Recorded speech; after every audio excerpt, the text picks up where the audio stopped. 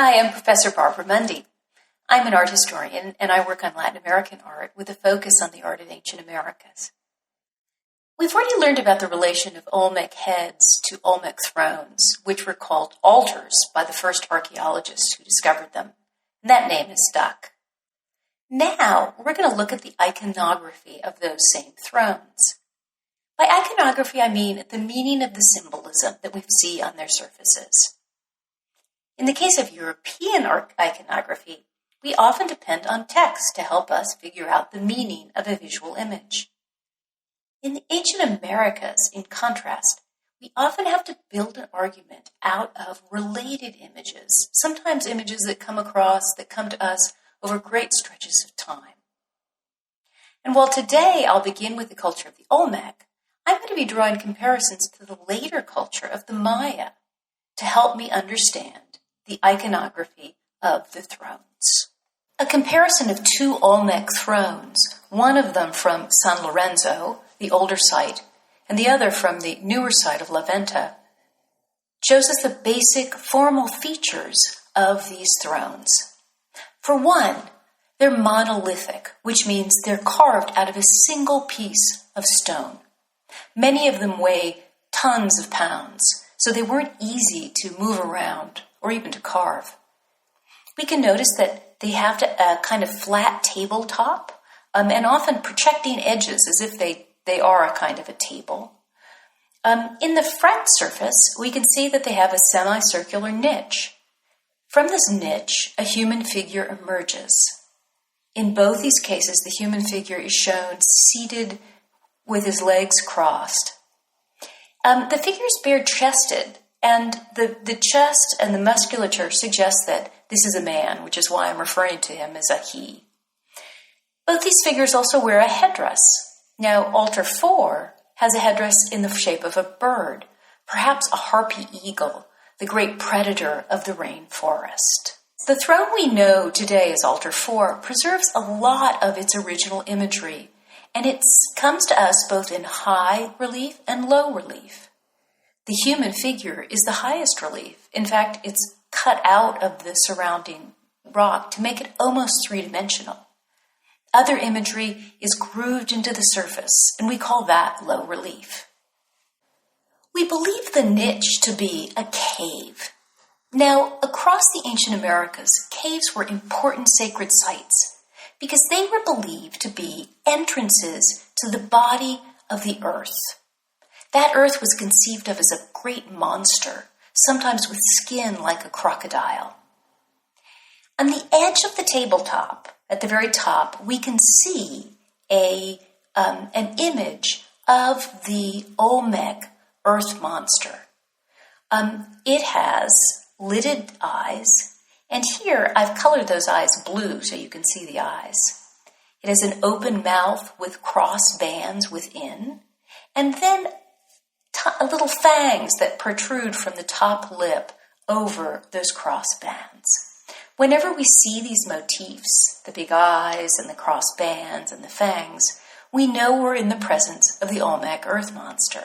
If we imagine the entire throne to be a kind of small-scale earth monster, we can see that if the top of it is his head, then his body falls beneath, and within that body is the cave. From this cave, the central figure sits or emerges. Now, I've described the earth monster as he, but in some mythological traditions, that earth monster is equally a she. So we could also call it the female earth monster.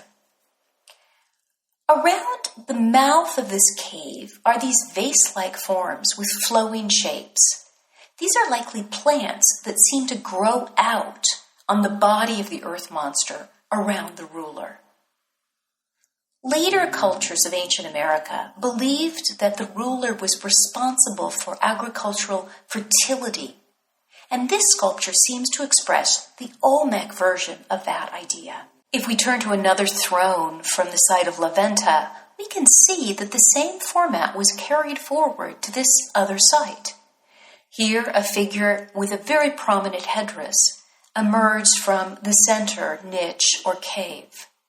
The photograph here is Matthew Sterling, who's the American archaeologist who excavated La Venta in the 1930s.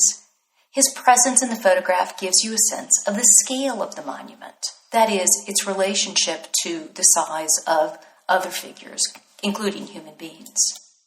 But there's something different about this throne from La Venta.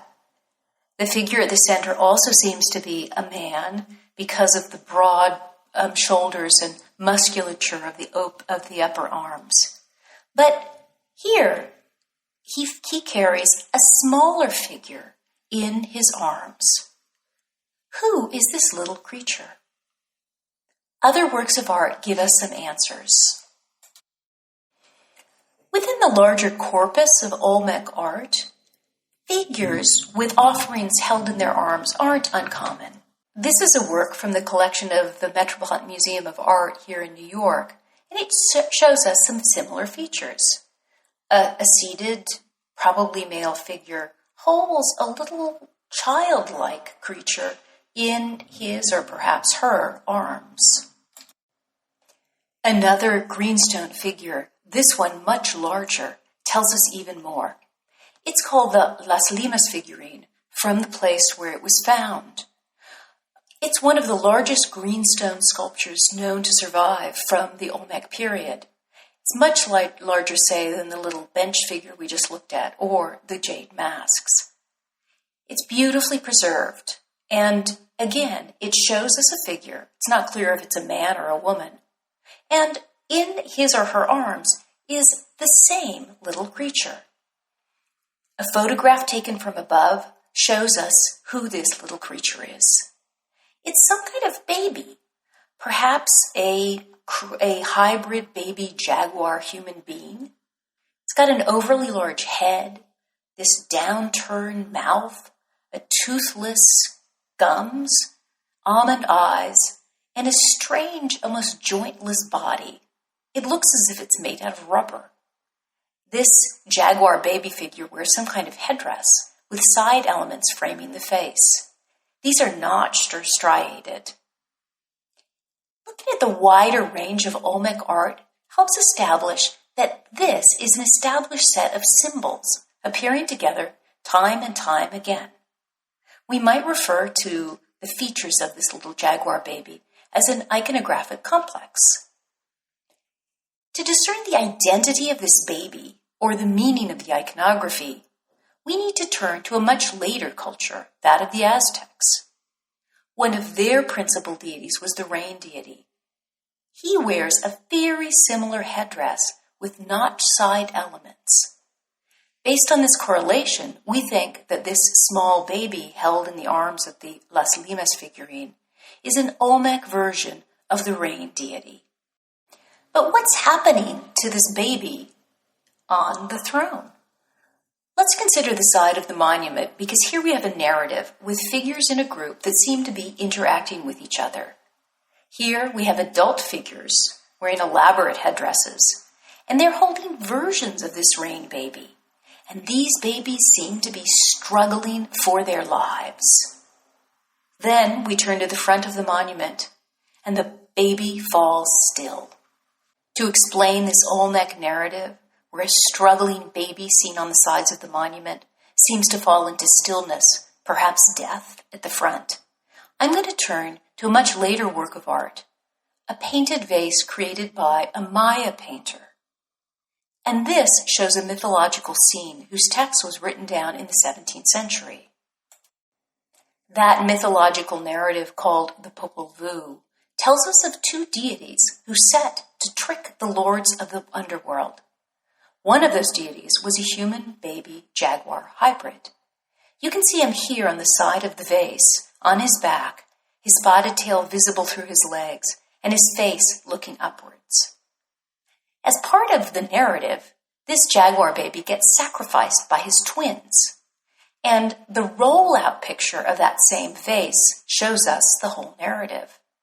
The jaguar baby's in the middle, with a skeletal death god to the right, and the sacrificing deity, the twin brother, dancing to the left.